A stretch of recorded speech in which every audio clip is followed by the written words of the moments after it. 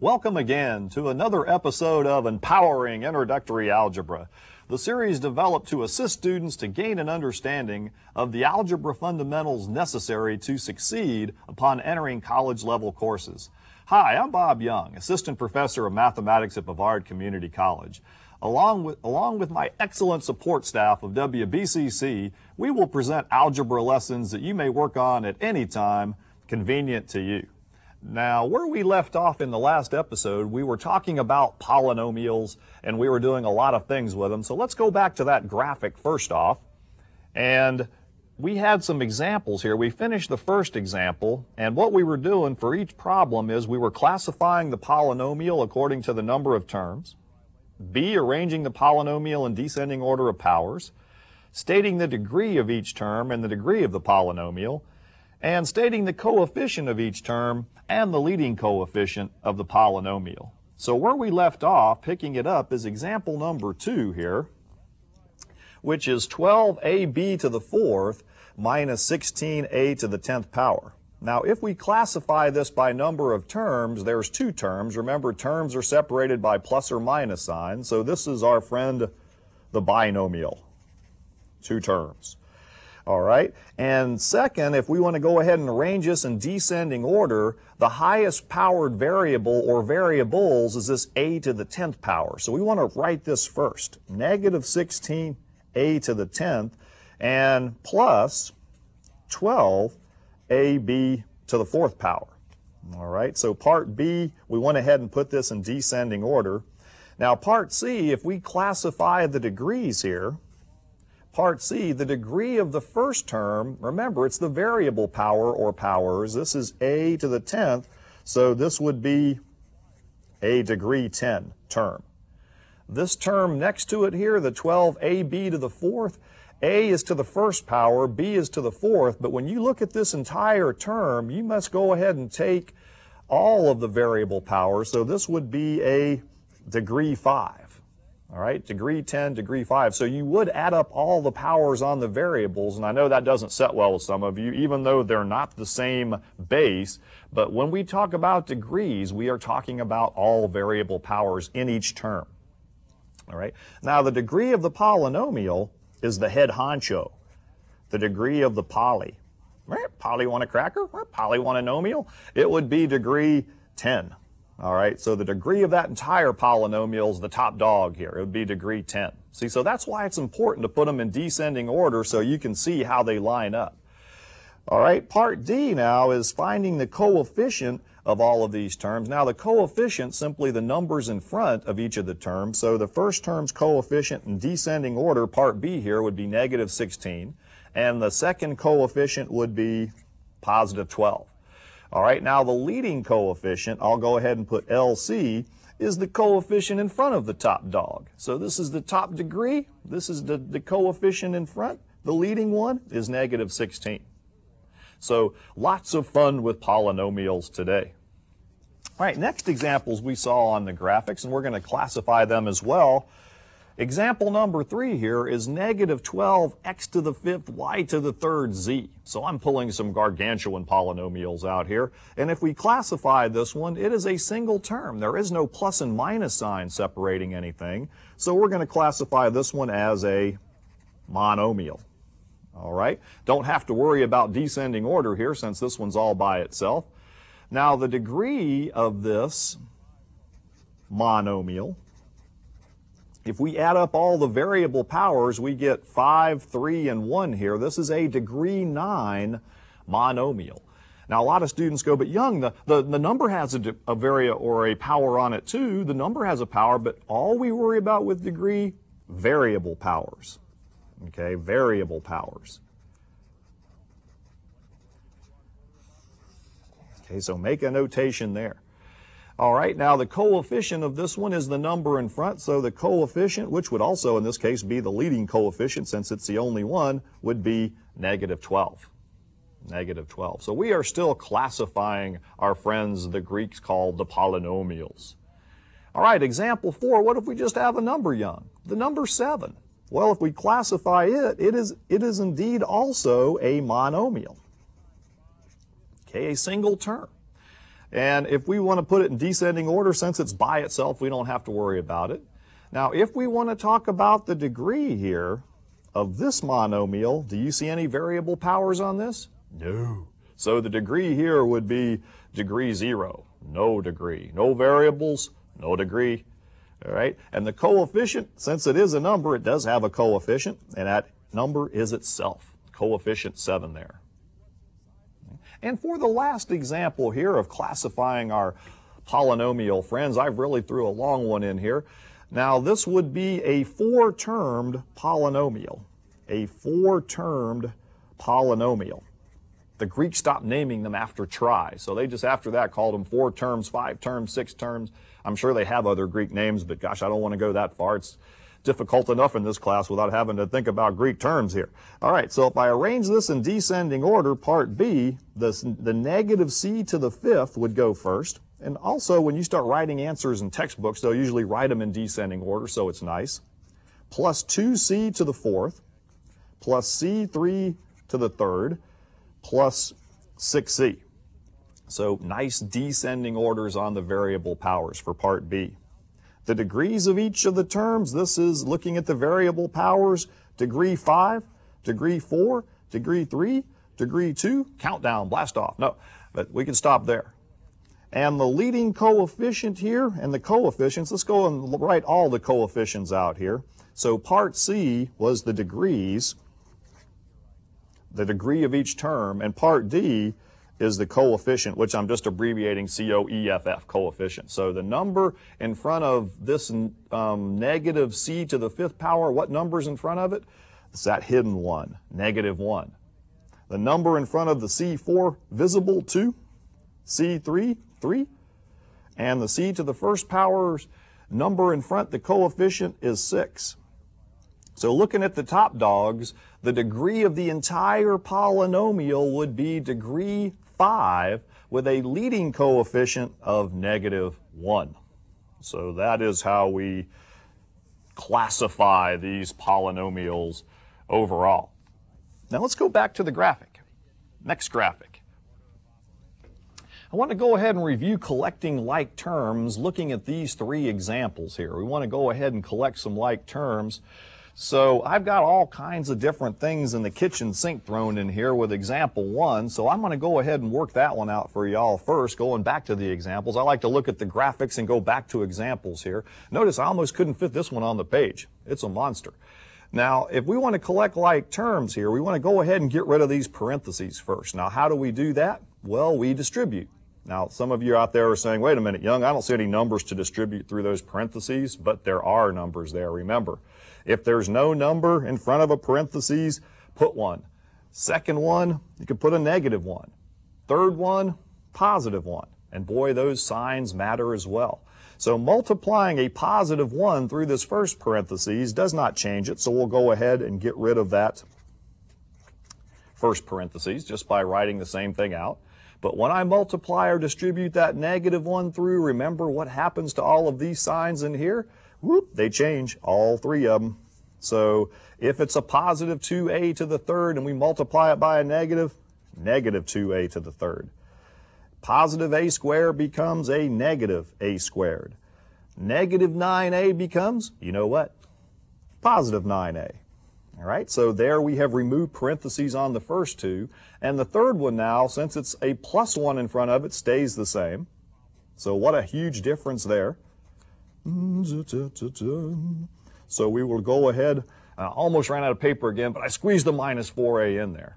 Now, when we collect like terms here, we're not worried about any of the power rules yet. We're just going to go ahead and take the largest powered variable first and underline all of those. So in nice pretty blue here, I'm going to go ahead and get all my a to the 4ths underlined. So when you have big strings, I suggest you underline them so you don't lose track. So 6a to the 4th plus 3a to the 4th gives us 9a to the 4th power. So when you add or collect like terms, you're adding the coefficients or numbers in front of each term. So now we can get a little more specific in how we name these creatures. All right, and in another pretty color here, let's get all the a to the thirds underlined. I'll use my red here so we can have some contrast here. So we're going to have negative 2a to the third power and a positive 2a to the third power. Those go out. That's the additive inverse property, if you remember. Anything plus its opposite, toodles. You're out of here. See ya, wouldn't want to be ya. All right, next one. Let's go down to the a to the second power here, and I'll try to use a pretty purple. I'll underline this one twice here, too, in case it doesn't show up as well on the TV sets there. And we will have what here? We've got a negative 1a squared, a negative 1a squared. So when you add a negative 1 and a negative 1, you end up with a negative 2a squared. And now we're down to the a's here, which I'll just stay with my black marker here. We've got a positive 9a, minus 4a, and then I've got a minus 5a out here. See, so if you don't underline them, I almost missed one just messing around here. Got them all now, make sure they're all underlined. What happens to the a's? Well, gee, look at that again. They toodle out. Minus 5, minus 4 is a minus 9 here on the ends, plus 9 by a's. So we ended up with just the a to the fourth term and the a to the second term. So our answer is a binomial of degree 4, a fourth degree binomial if we want to classify it. All right. Fractions, you ask? Algebra just wouldn't be the same without them. Of course, we always provide you fractional examples as well. So in this one, again, let's get rid of these parentheses. So what happens to that second one from that first example? Yes, you know it. I'll go ahead and whip through this one here. That negative sign changes all of these again. That is a negative 1 being distributed through there. So this becomes a, and if you want to, you can also line these up underneath here. When you have like similar exponents or powers here, go ahead and line these up so we can have a minus 2/3 c squared. And then negative times negative here gives us a plus 2/5 c. Negative times positive gives me a negative 1/10, and now we've got them all lined up. That might help some folks at home as well. So what's going to happen here, adding the coefficients or numbers in front, now what do we need to add these fractions? Yes, a common denominator. So we can come over here on the side of our paper and take 1/2 minus 2/3 and get that common denominator, which is going to be 6, isn't it? Changing 2/3 into 6, multiplying top and bottom by 2, the negative 2/3 becomes negative 4/6. The 1/2 multiplying top and bottom by 3 gives us 3/6. So now, same signs are different. Subtract the smaller fraction from the larger, we get 1/6. What kind of 1/6? Negative, sign of the larger number. So the c squares will total negative 1/6 c squared. Okay. The second one's the c's, adding the fractions in front. Now this one's a little bit nicer. 3/5 plus 2/5. We have a common denominator, would total 5/5. Now 5/5 reduces to 1, so we just get a c. C, senor, we just get 1 c there. That's the C joke. All right, now over here, the film guys love it when I throw the jokes in there. All right, now when I come down here, we're going to need a common denominator on the ends of 10. So multiplying top and bottom of the 4/5 by 2, we get a negative 8/10. I like this one. He's already tenths. He'll stay negative 1/10. Same signs, add the number, so those sign rules early on still holding. Minus 9/10.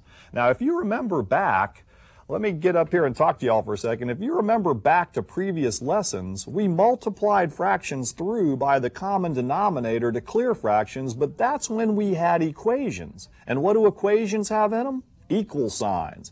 All right, let's go back to this example here. When it says collect like terms, there's no equal sign. This is not equal to anything over here. So you can't go running the common denominator through. Boy, that is a mistake I see a lot. So when we add and subtract like terms, we're just adding those coefficients, taking them one at a time. So be careful there. All right, now the next thing, evaluating polynomials. So look at this creature here. I gave you a 4-termed polynomial with x's and different powers, x's and y's in here and numbers. And I said evaluate this when x is negative 2 and y is negative 1. Now this is an extremely important point I want to make here. Whenever you are evaluating polynomials, what I like to tell students to do is go ahead and put little parentheses around each variable. And this will help prevent sign errors. All right, so in pretty blue here, I went ahead and isolated my variables first. Now it's like the plug-in thing here. I'm going to take these numbers and plug them in for x and y here. So I've got 5x to the third. Now x is negative 2, so I'm going to substitute a negative 2 in wherever I see an x. Okay. And wherever I see a y, I'm going to plug in a negative 1. So I'm just going down the line here. Minus 3x is negative 2. Square that. The negative 1 goes in for y here. Square that. Okay. Plus 4, x is negative 2, y is negative 1. So this is called evaluating the polynomials. Minus 2. Boy, I'm having trouble staying on the page here. These are huge problems here, but again, we don't back down from the tough problems. We go after them here in the Empowering Introductory Algebra series. All right, now you know what we just did by substituting these numbers in up here for x's and y's? We have created an order of operation problem, so Aunt Sally is back again. How about that? Isn't that interesting? What comes around goes around in algebra. What comes around goes around. So what would Aunt Sally tell us to do first from left to right here? Well, she would say do the exponents first. So I'm going to go ahead wherever I see exponents and do those first from left to right. So this is going to be 5 times negative 2 to the third power is negative 2 times negative 2 times negative 2, which gives us a negative 8, watching our signs. Bring down the negative 1. Minus 3, negative 2 squared, what kind of 4? Positive. Negative 1 squared, what kind of 1? Negative 1 times negative 1, positive. So watch those signs and those order of operations problems. And I'm just going to bring the rest on down. And try to stay on that page again, Young. Oh, okay. I did. Now what would Aunt Sally say do from left to right? She would say do the multiplications before any additions and subtractions from previous episodes. So we'll multiply these three numbers together. Negative 8 times negative 1, positive 8, times 5, positive 40. 3 times 4 times 1, in an algebra it's 12. Only one minus sign there keeps a minus 12. And then over here, multiplying 4 times negative 2 times negative 1 here. Now, this is multiplication. This is a subtract 2 on the end, so don't get confused with that. That minus 2's been up there since the start. We've just been dragging him down. I've been running short on paper here, so forgive me. And this becomes 8. Negative 2 times negative 1's positive 2 times 4 is plus 8 minus 2. So just like when we did order of operation problems, we end up with an addition-subtraction statement. So getting the positive numbers together first, I get 48. The negative numbers, I get minus 14. And we end up with a total of 34. So you can also take numbers and plug them into polynomials, evaluate, and come out with numerical answers here. All right, let's go back to a graphic next, and we will enter our next domain. And now we want to talk about multiplication of the polynomials. The multiplication of the polynomials. To find the product of two polynomials, multiply the coefficients, now that's the numbers in front again, and multiply the variables using our power rules. All right, so let's go ahead and look at some examples there. All right, multiplication. So we have 3x to the fourth times negative 2x to the fifth. If I can teach y'all to multiply monomials out there, you'll be able to multiply any polynomials together. You just take the numbers, 3 times negative 2, numbers with numbers, negative 6. Now the x's, remember, when we have same bases multiplied, what do we do with the powers? Power rule 1, x to the, add the powers, 9th. So when you multiply polynomials, you multiply the coefficients together, the numbers in front, and then use your power rules on the variables. Okay, same thing down here on the bottom. Ooh, more fractions, Young. Young loves fractions. So if I take negative 3/4 times negative 8/9, do I need a common denominator when I multiply? No. I need to cross cancel, or you know what, chop, chop, so we're going to take 3/4 times 8/9, and I can do this from a distance here. 4 goes into 4 once, goes into 8 twice. 3 goes into 3 once, into 9 3 times. So we end up with a reduced fraction of 2/3. What kind of 2/3? Negative times negative, positive. A's and B's. Now when I multiply same bases, I'm going to add the powers here. That's a to the third times What a here? A to the first, yes, is a to the fourth. So if it doesn't have an exponent, put 1, and I mean that literally. It's a to the first power. B to the fifth. So when multiplying those same bases, add the powers. Decimals, you ask. Yes, we throw everything at you here on the old BCC network. So 0.3 times 0.05. Now again, I throw out the decimals when I multiply. I say 5 times 3, 15. Now where would the decimal go? To make that 5, I moved the decimal over twice. To make that a 3, I moved it once. So we need a total of 3 decimals in our answer. So it would be 0.015. What kind of 0.015? Positive times negative? Negative. So really, I think the number part sometimes is more difficult than doing the variables when you multiply, because when you do the variables, you just add the exponents. So c to the 4 plus 2 gives us 6c's. D to the third, I tried to throw that first power in there. And don't forget Mr. E here. I snuck an E in there for the answer. All right, so there's the final answer there. Multiply the numbers like numbers, add the powers on your exponents. All right, it's time for some study skills tips here. So let's go to some study skills. Always like to throw those in so y'all have an idea, because again, math is not like other subjects. Studying math, different. All right, so I'm going to go ahead with study skill number 9. Work the practice test at the end of each chapter in your textbook. Work through the problems as if they were real test conditions without using your notes or textbook, and time how long it takes you. When finished, check your answers in the back of the book. And then any weaknesses, identify them, attack, and turn them into strengths. And our 10th study skill is the one that says never say die. Review all quizzes and tests that are returned to you. They indicate what your instructor considers most important. Be sure to correct all your missed problems to avoid making the same mistakes in the future. So when you get those tests and quizzes back, folks, make sure that you go through anything that's wrong. If it's broke, fix it. And then do not, keep making the same mistake over and over again. All right, back to the graphics here. Now, we were talking about multiplying monomials here. We're going to talk about multiplying more than one thing together now. So when multiplying more than one term, you can distribute the polynomials and collect like terms where necessary. And again, I have 3 examples here in the graphic that we're going to go ahead and take and look at. Now, the first example here is a monomial times a trinomial. So let's look at that one first here. We have multiplication of the polynomials more than one term, mono times a trinomial. So again, we're going to go ahead and distribute that monomial through here. All right, so again, if you can multiply monomials, you have 3a times 4a squared. You're going to end up with 12a to the what power? Third. And if it doesn't have an exponent, put 1 if that helps you. All right. Positive times negative minus 21a to the second power. So again, I threw out some that didn't have exponents, don't like it, put 1. And then lastly but not leastly, the 3a times 2 gives us plus 6a. So you can also go ahead and multiply that monomial through the trinomial to get this final answer here.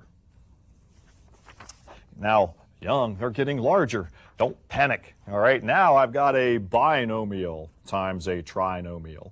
So when you have this situation, and again, we don't just do the easy ones, we attack all the tougher problems here. What you do on one of these is you take this first term in the binomial, 2x, and distribute it through the trinomial. So I'm going to write that out. It just takes a second to write these things out. Do not skip steps. Then I'm going to take this second term in the binomial, the plus 3, and watch your signs here, and I'm going to distribute that through the trinomial.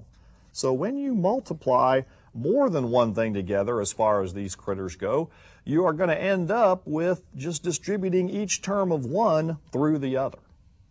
All right, so let's go ahead and do that. Great practice here. 2x times 6x squared is going to give us 12x to the third.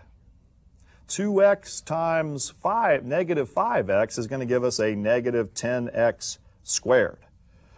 2x times negative 1 minus 2x. All right, so now we're getting into some multiplication things, and we're going to have some collecting like terms down here. It just doesn't get any better than this. All right, take the 3, run it through. Multiplying each term by 3, we get plus 18x squared. 3 times negative 5 minus 15x minus 3. 3 times the negative 1. So we get down to this phase of the game. We've distributed each term of the first one through there. Got down to here. What next? Collect like terms. So when you look these answers up, we'll take the highest powered variable first, poor x to the third. It has no other like terms in here, so that's the first part of the answer in descending order, 12x to the third. How many x squares? We'll do those in pretty blue. We've got negative 10 plus 18 gives us a plus 8x squared, watching the sign of the higher number there. Different sign, subtract, sign of the larger number's positive. In red, we'll go ahead and do the x's, so we have a negative 2, negative 15, same signs, add the numbers, put the sign, we get negative 17x, and then minus 3. All right, so multiplying those polynomials through leaves us with this. All right, now the toughest of all examples here. You don't see too many of these, but we're going to do one anyway because we don't back down from any fight here. A trinomial times a trinomial, Young. Oh my gracious. Now notice on some of these we don't have coefficients in front of each term, and we don't have powers on all the variables. So I'm going to go ahead and in front of this x squared, I'm going to put a 1 in front of it. And this x here, I'm going to put a 1 in front of it and a 1 on the exponent. So x is really 1x to the first power.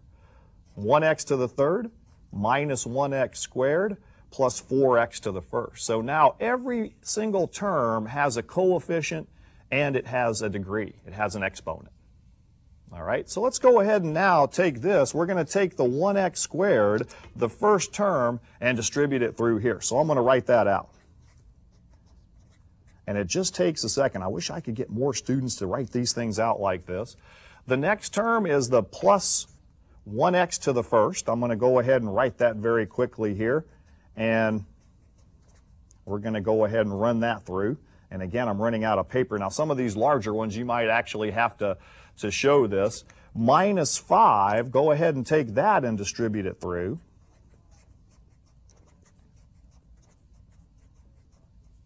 All right, so here's your setup.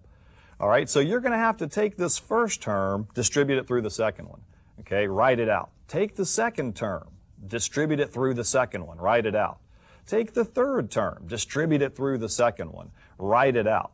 Okay, and then show those steps until you get down to this final answer here. All right, so what I think I'm going to do here is maybe, since we're running out of time on this episode, is I think I'm going to let the student go ahead and work this one out, multiplying numbers with numbers and adding the exponents. And when we pick it up in our next episode, I'm going to have the answer here for you and have it worked out, and we'll show you how it works. So if you can do these, you're doing great. All right, in closing, remember what it takes to succeed in mathematics. Practice enough to become proficient. Keep all materials organized and don't leave gaps by missing or skipping lessons because math builds from topic to topic. Stay motivated, stay focused, pay attention to detail, and always feel you can succeed. You may be surprised with the results. Take care and we'll see you next time.